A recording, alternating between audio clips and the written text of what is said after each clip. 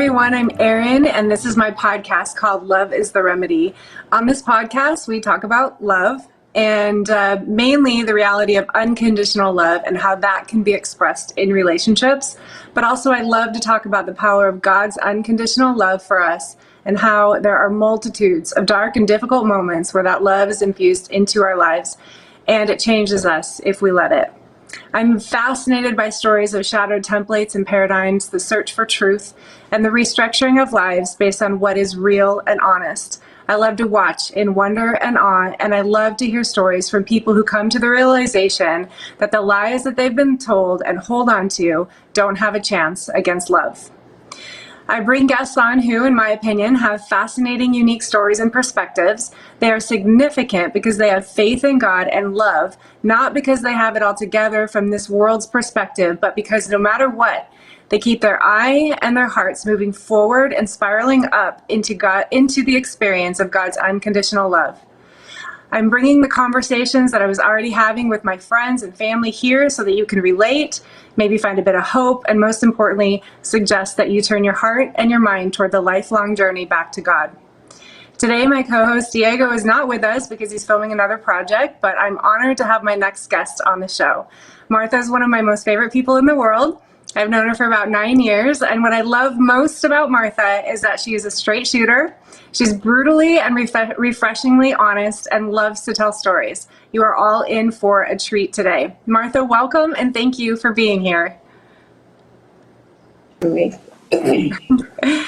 So, before we get into talking about your story, I just want to ask you, do you remember the first thing that you ever said to me when we met for the first time?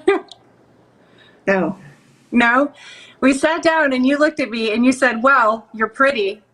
And the way that you said it, I wasn't sure if that was a compliment or an insult, but anyway, long before we met in that moment in person, you'd already made an impact in my life because I was at a very low point in my life financially. And through somebody else that we know, you had heard about me and you sent me some money because you had said that you understood what it was like to be in those hard times, that you'd been there yourself. And that gesture was so special to me at that time. You have no idea. And from then on, I've just grown to appreciate you as one of my most favorite people that I've known. And your story is so unique. Your life has not been what we would call a cookie cutter life at all. And I'm so inspired by you because of that. And so let's start we get to hear about your story today. So let's start tell me, Martha, where did you grow up? What was life like when you were young? Tell me a little bit about your family and where you grew up. I grew up in Texas. There was 13 of us, and I have to say there wasn't really very much love or affection in our family. You know, we we fought a lot rather than love, you know, and like I said, we were brutal in our honesty, and we didn't we didn't really love each other. We didn't know how. And so I grew up without that affection and that love. And we always wanted the Thanksgiving dinner and stuff like that, but it never happened like that for us. Yeah, so there was a lot of us, and we always, we just went by and did mainly what, we wanted to do, regardless of how one felt. And you said you had 14 siblings or 13 siblings and you were the 14th? Yeah, well, there was 13 of us altogether. 13 altogether? Yeah. And you grew up in a very unique environment, in addition to having so many siblings. From what I understand, where in Texas did you grow up and what did your family do? It was a little town called Roscoe. And okay. we didn't have much money. You know, and my dad, he did different jobs. He was kind of a con artist, actually. You know, he did different jobs here and there and had us working. He would go to demolition places and bring back the wood. We would take out the nails of this wood, resell them. You know, he had us out in the cotton fields and we just did little jobs like that. What do you mean out in the cotton fields? What does that mean? We would hoe. We would go out Okay. there and take the weeds out of around the plant itself. We were out there from 6 in the morning till 6 in the evening, and 6 to noon on Saturdays. So we didn't And have how old, we didn't have much of a summer. so that was during the summertime. And how old were you when you were in I the started cotton when, fields? I started when I was 10 years old. So you Out in just the worked. And cotton. how long did you do that? Was it Well, I all was through childhood? Till I was 16, and I was able to get a job at a gas station, there at the hometown, and I ended up getting a job there. I was probably a junior or senior at this point, and then of course I graduated, joined the Army, and I got out of that little town, and got married, and did most of my tour in Texas and Germany. Well, let me ask you a couple questions about what made you. I love the story that you tell about when you were little and why you decided you always wanted to go into the military. Tell me about why you were so interested in that. Well, my brother was drafted during the Vietnam War, and he came home with his uniform on, and I fell in love with the uniform. And I asked him, "Do they let women in the Army?" And he said, "Yeah." And I asked him, "Is it hard?" And he said, "No." And so when I was in the 6th grade, I decided I was going to join the Army. I had no idea what that meant. And when I was a junior, I signed up for the delayed entry program, which meant I was actually in, but I wasn't on active duty. And it wasn't until I graduated, and that summer of graduation, I didn't start active duty till after I graduated from high school in August of that year. And so you said you didn't know what that meant to want to join the Army. You just knew you wanted to from when you were in 6th grade. And so when you actually joined the Army and got out of town and out of that small town and away from your family, what if was there any realization what was it once you got in there? What kind of what realizations did you have about what it actually was once you joined? Well, really, it was a culture shock, because you get there and you get 3 days of orientation, and they treat you all nice, and they issue out all your clothes, and they're decent to you. And after the 3rd day, they put you in like this cattle truck, and all of a sudden, everybody's yelling at you. Everything you do is yelling, and everything's timed. You got 2 minutes to do this, and you got a minute to do that, and it was a culture shock, because you had to all of a sudden hurry to do everything. There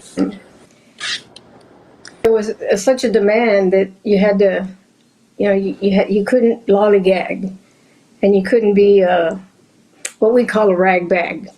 In other words, dragging your feet and not wanting to do what they wanted you to do. And some of the stuff they had you do was kind of silly, but they don't tell you the overall picture.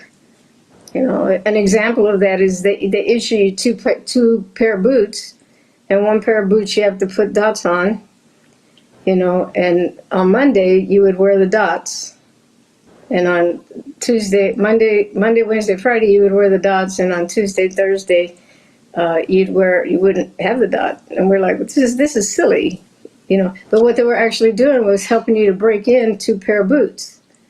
I see. But they don't tell you that. All you know is we got to wear the dots today.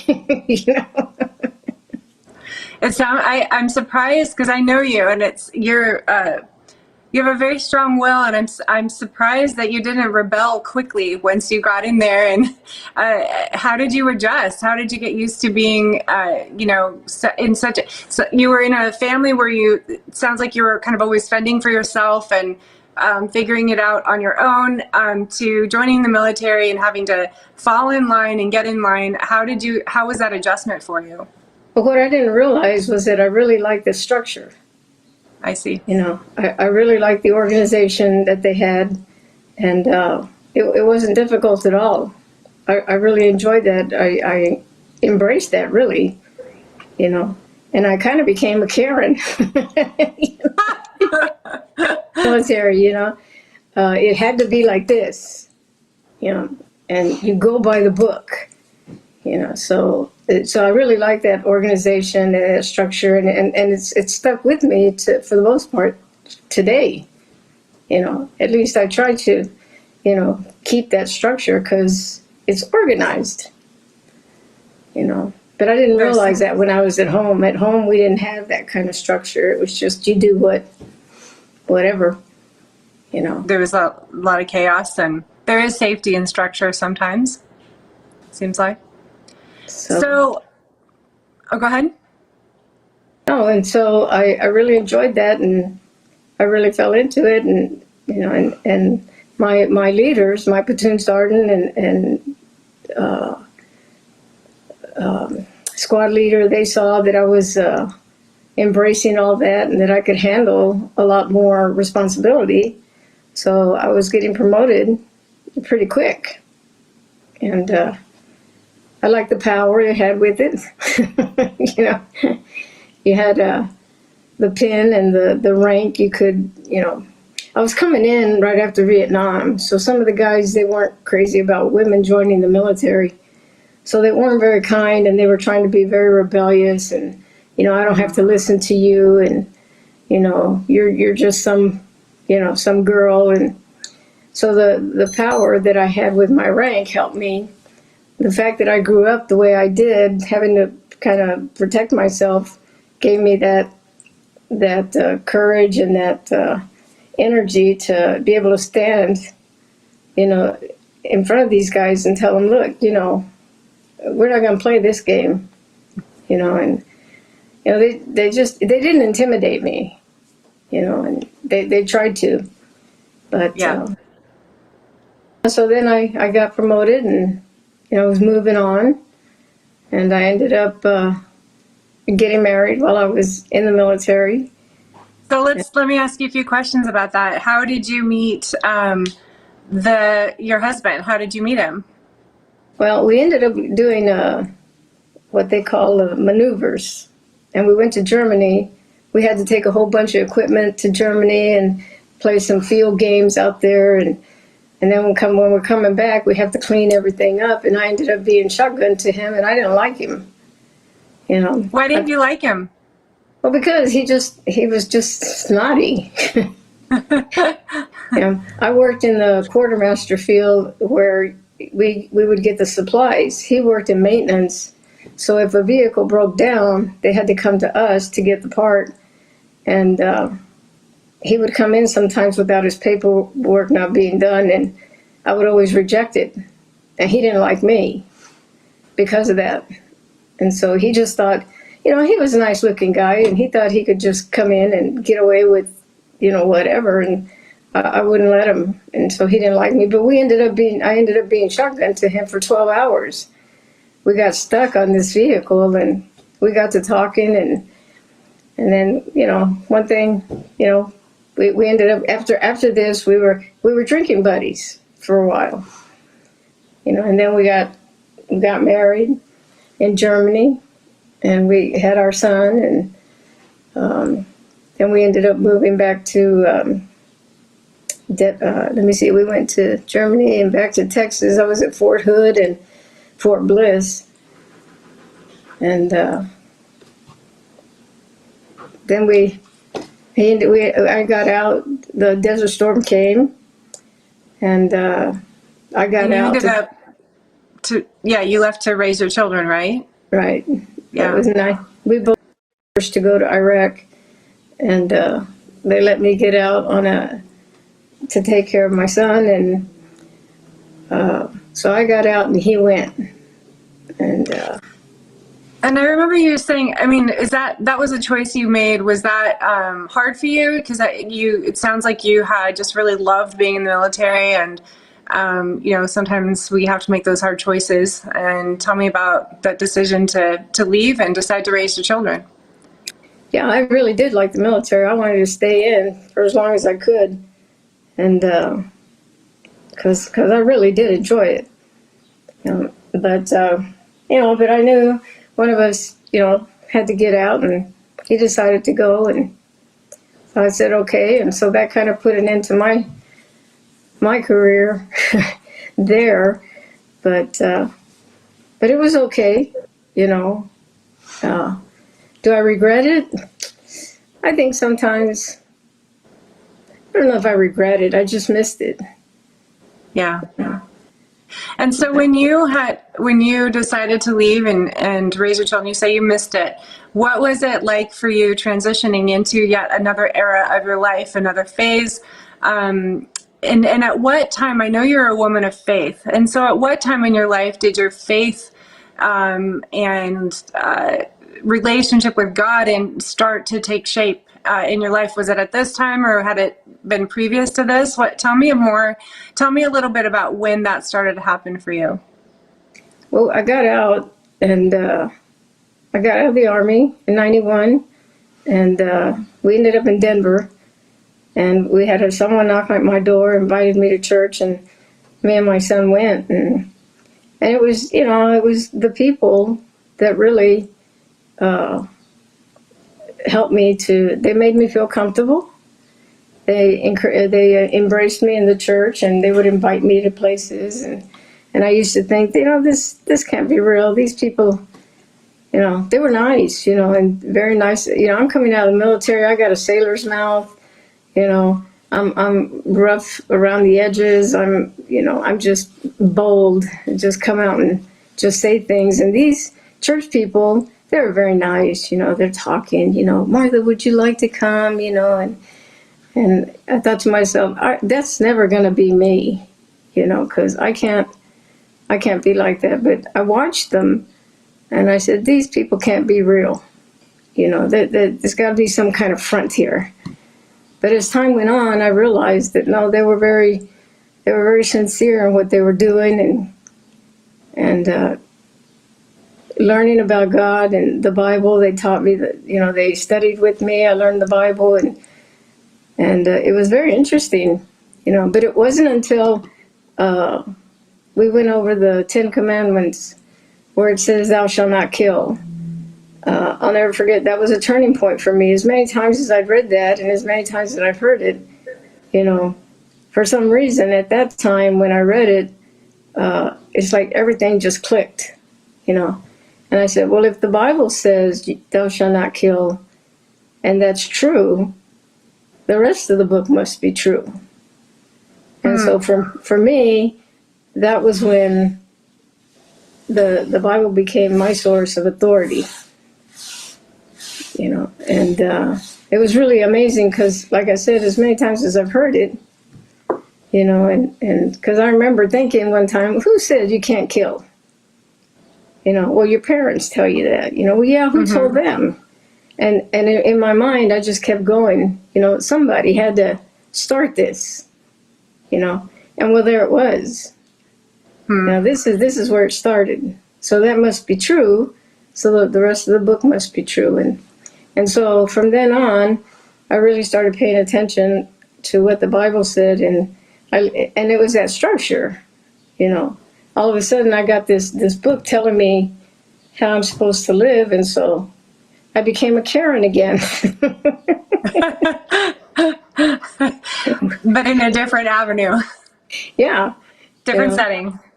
But music is what Christian music helped me a lot to maintain my faith, and the people that I was around, they're praying. I actually saw men get down on their knees, which was something I'd never seen.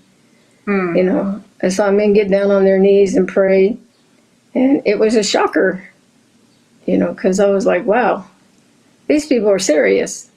Yeah.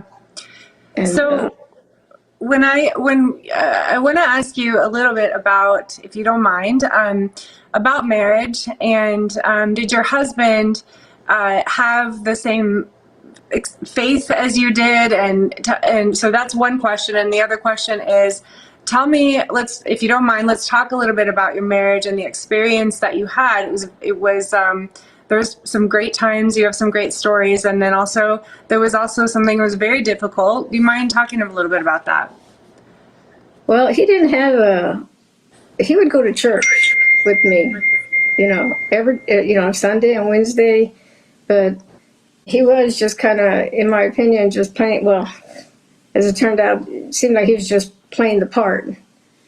He would go and sit with us, and but he wasn't as on fire as they say. He wasn't on fire as I was, and he would just play the part. When time came to pray, he would, he just wasn't that home figure the Bible tells you to be. The father's the head of the household, and he didn't quite live up to that. And then, of course, we had our difficulty. He started drinking, and he had an alcohol problem, or so it seemed. And for 17 years, we dealt with alcoholism. He drank and got locked up, and we had all the finances that go with it. He had to take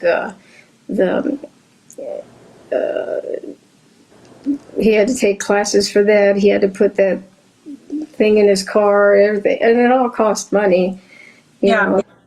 They found him a couple of times out downtown Denver and took him in the ambulance to a detox center. One time I got real mad at him because he spent $450 at a detox center.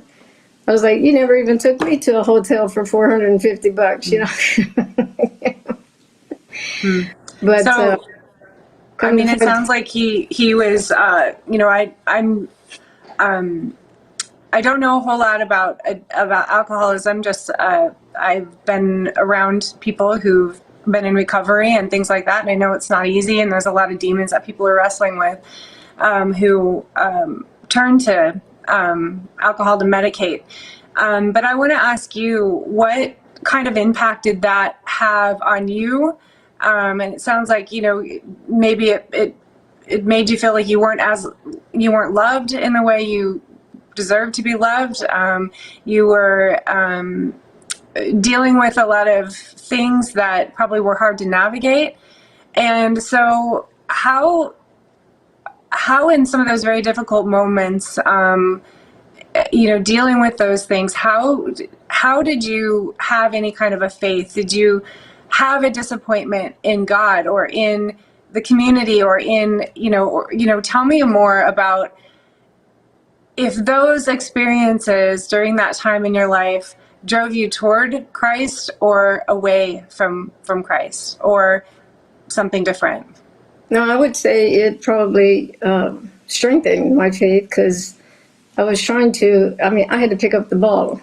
And I'm trying to teach my kids some of these principles of the church where you love, you forgive, you're patient, you're trying not to hold any grudges.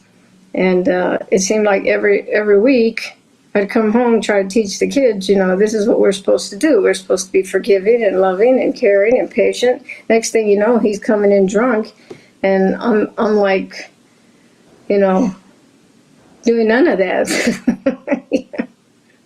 But I was determined, that this is what we're going to do. We're going to do it whether he. And as far as feeling loved, yeah, I didn't feel loved by him, but at this time I was feeling more stronger being loved by God.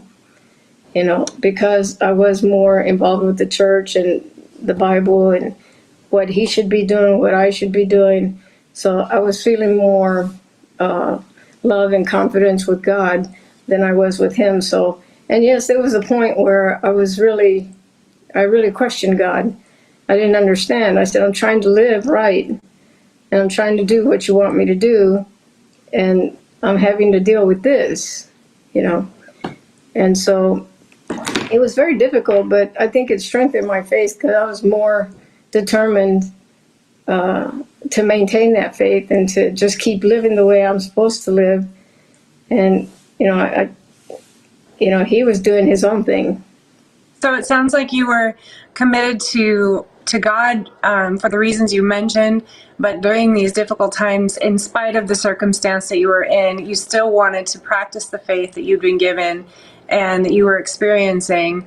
And I'm just curious, in those, what were those moments like when your faith was actually strengthened? Was it in prayer? Was it in community? Was it what's the how did your faith strengthen during those times in your own moments of loneliness or questioning? Well, there was a song out there that there was a line in one of the songs. It says, "Believe the unbelievable." And I embrace that, to know that, God is with you always. And he makes these promises to us, and so some of them seem far-fetched, but I was determined. I said, I know God is with me. I don't know what all this is, but I know he's with me. And it was difficult, mainly because I wanted to be that example for my kids, since I had to pick up the ball. Right? There's a song out there that the Jesus they find is going to be the Jesus in me. And boy, that's hard. I mean, on a day-to-day, moment-by-moment basis, I mean, that's really hard to it was to hard live that way. Yeah, and so I don't know how good a job I did, but I tried, to maintain that patience, and then it seemed like they were always talking to me. My pastor was always talking to me. They would always come to me and say, Martha, you need to forgive. I was just going to say, I wonder if forgiveness was going to be just a major component of your faith journey. I was like, why are you guys talking to me? He's the one that's, doing all this, but they would always come to me, and, that kind of made me angry, but at the same time, they're trying to tell me something. And eventually we ended up divorcing because of all this drinking. And then he finally came out and said that he was gay. Yeah. And so everybody was like, oh, well, that's why he was drinking, And so I'm like, okay, so I'm supposed to forget everything just because now I know why? It was very difficult to forget all of that and to forgive it. Yeah. Even though, you may know the reason why they did what they did. There was like a tornado, you look back and it's, nothing but ruin there. I know, because it's as if that what you thought was true and what you thought was real, or were trying to figure out and help and pray about, wasn't actually the truth. And so finally, when the truth comes out, the paradigm that you've been functioning in it shatters, and it's all disorienting, and you're trying to figure out what was what, and you're looking back, probably asking yourself, where did all those years go, and why did I do that, and why did God have me go through it? I'm imagining these might have been some of the questions that you had. Yeah. And if so, what are the answers? What did you come to determine? Well, he's had me go through a lot, Yeah. And I think a lot of it is to help me have more empathy towards other people because I didn't have any. I didn't have any sympathy or empathy, It was just one of those, well, it is what it is. Yeah.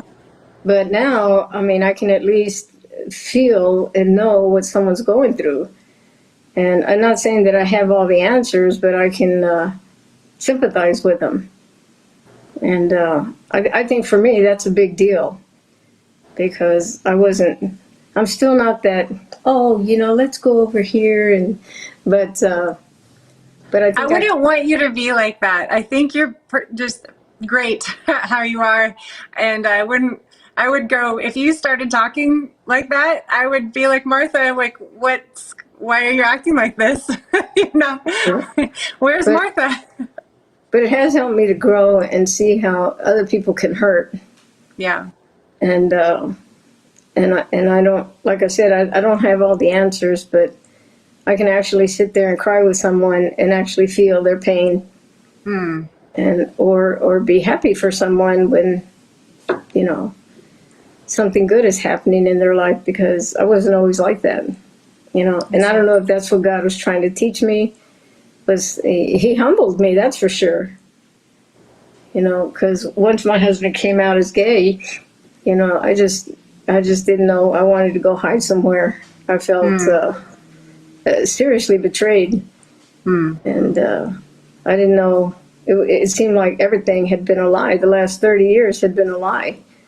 Everything, and so I had to just kind of put it all behind me and say, you know what, I'm just going to take the good parts and of my life and remember those, and with God's help, I've been able to do that, and I don't know if I can say I've forgiven my ex-husband, but I'm not angry with him, and I don't know, maybe I did forgive him somewhere along the way, but I'm not angry with him. I can talk about him without getting mad,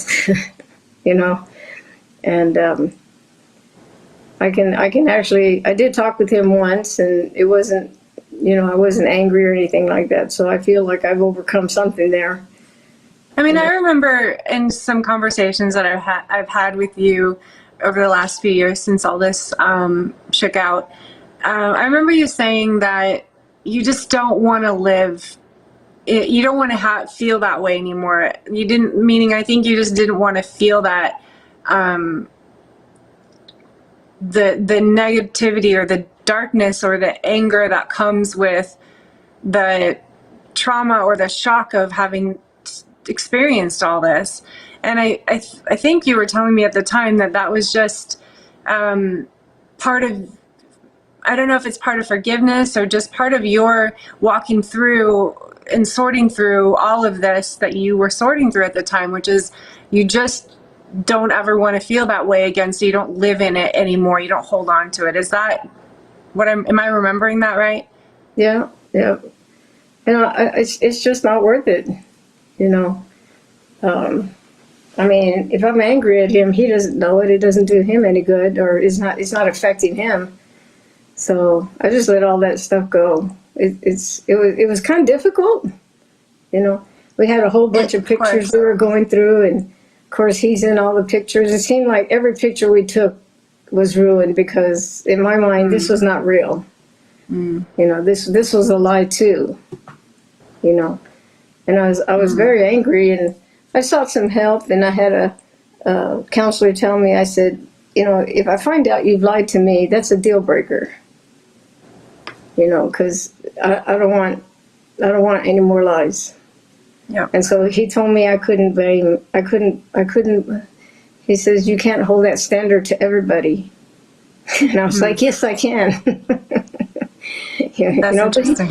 But he was right. I mean, I can't get. I still don't want to be lied to.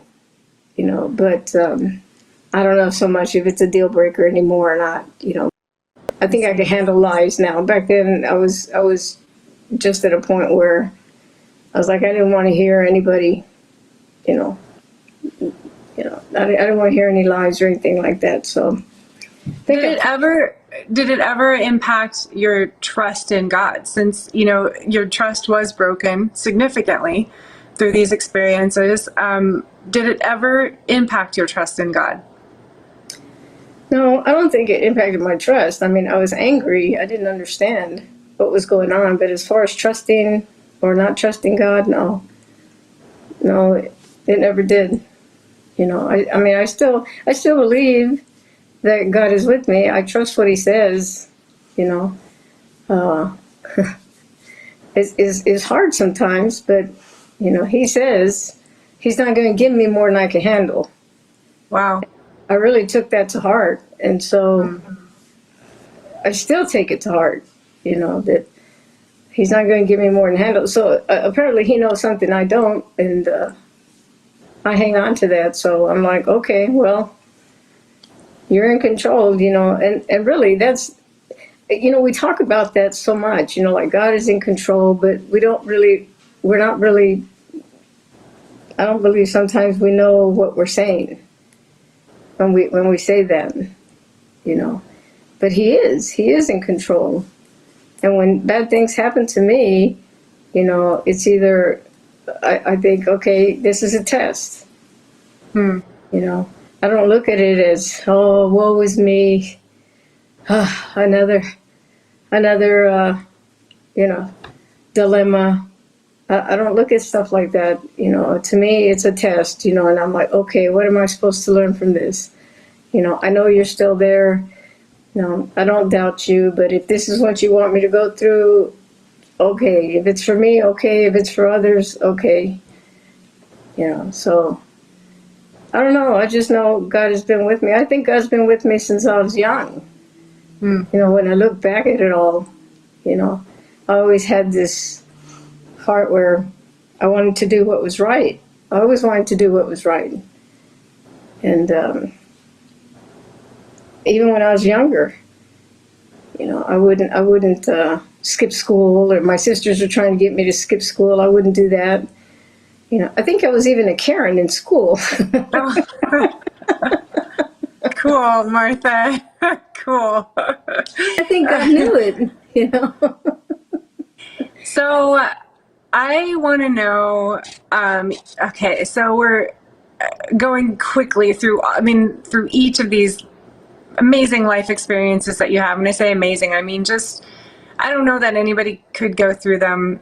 And like you said, I think it's interesting to me that you feel that God is just giving you what you can handle. And the more God gives you, the more reliant you are on God, I'm imagining.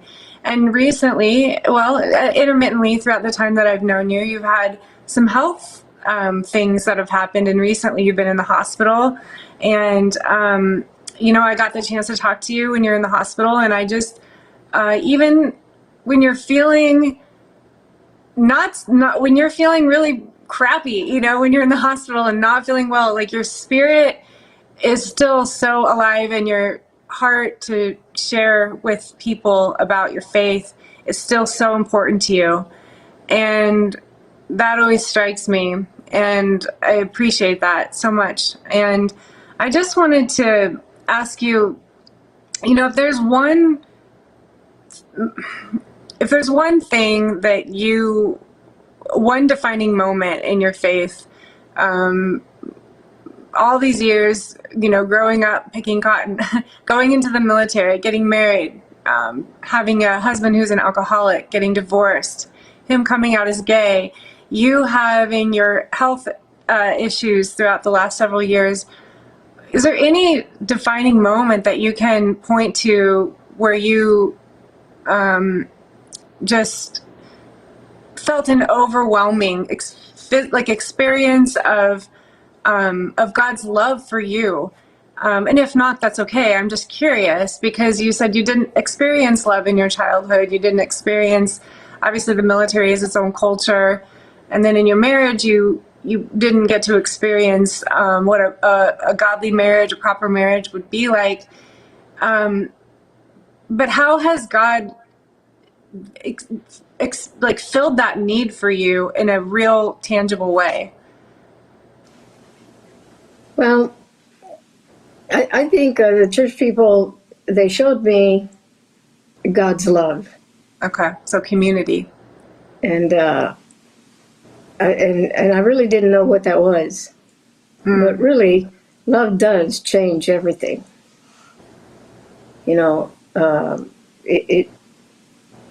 It just lets you in to a lot of. It lets you in with God and with people, and you let go of. You can let go of the past. You can let go of all that bad stuff, and know that even if you're alone in this world, God loves me. We sing that with the kids. Jesus loves me. And I take that to heart. Jesus loves me. He died on the cross for me. That always, I always come back to Jesus on the cross. He didn't have to do that. And he suffered a cruel death. I'm in the hospital, and I'm all, with needles and whatever hooked up to me. And it's nothing. I think of Jesus on the cross, and this is nothing. And compared to what he went through, and I love him for it, and I feel I owe him my life for it, and I try to live right because of that. You know, because we used to say there are no atheists in foxholes. Is that what it was? Yeah, there are What's no that mean? in the army. We had to dig these holes in the perimeter. And you were out there in the middle of the night guarding. You know, and when you hear something, the first thing you do is, "Dear God," you know. Oh, There's people who, I don't believe in God, but when you get put out there in the front line, and all of a sudden you hear the enemy coming, you're calling for God. So there are no atheists in the foxholes. But I don't know. I don't know. I just think of Jesus a lot, and what he did for me, and he always comes to mind. Whatever I'm doing, and really, you got to put yourself in there. You got to put yourself in that foxhole. It says, yeah, you got some guy sitting up there in the foxhole guarding, but in the middle of the night, when you're there all by yourself, and you hear some rustling going on, you think it's the enemy coming. Your heart is beating. You're scared to death. But nobody knows that, because you won't know that until you're there. And if you were to put yourself on the cross, you would think twice. I think, at least I do. I think about the pain that he went through, and why he went through, what he tried to do. And I really just try to put myself there. You have to be there. It's not just something you talk about. It's more than words, more than just words. You gotta put yourself there and try to feel what Jesus felt. And that's why it's nothing what I go through sometimes.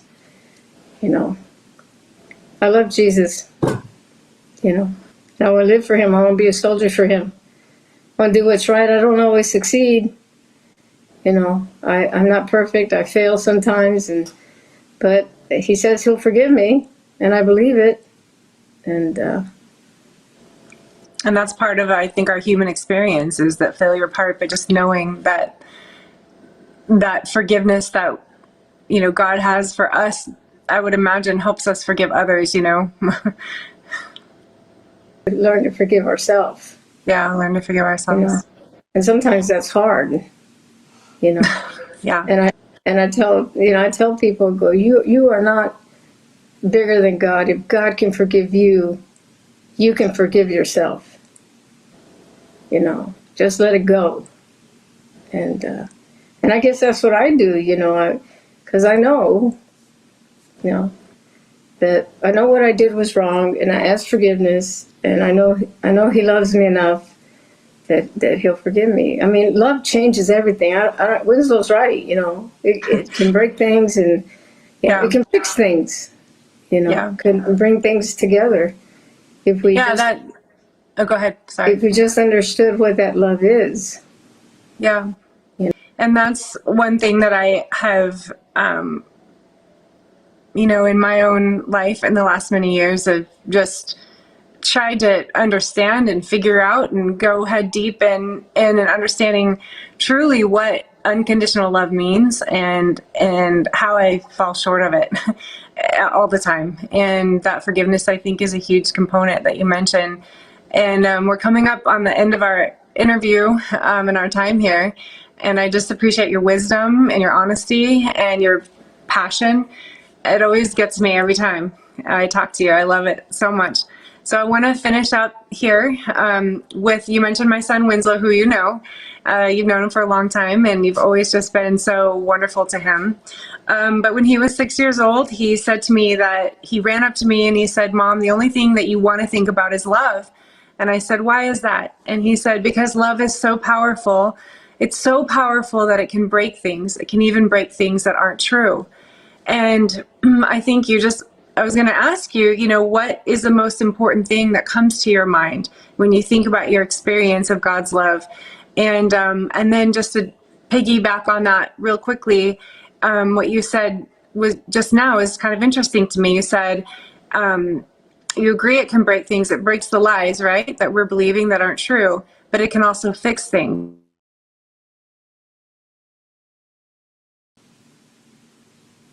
Experience of God. I'm sorry, you broke up there. I didn't hear that. Oh, okay. So, what's the most important thing that comes to your mind when you think about the experience of God's love in your own life? And then what has it fixed? I think the most important thing is truth. You know, we have to be honest with each other, and in doing so, I think it can fix a lot of things. You know, people know where you're coming from, and the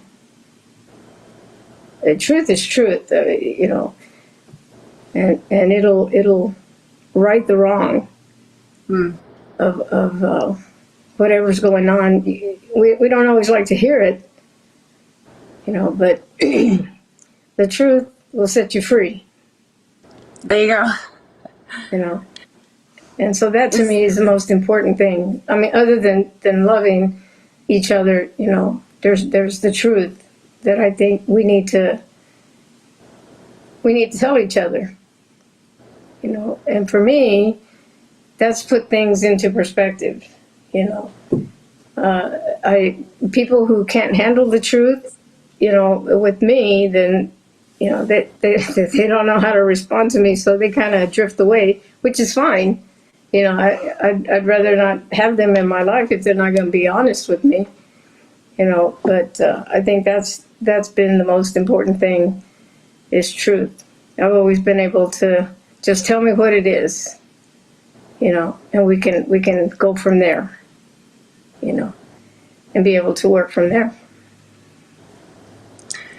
Thank you so much for your time and for joining us and for sharing parts of your life. And I just hope you have a great day. And this has been Erin and Martha, and this is Love is the Remedy. Look forward to the next time. Thank you, Erin.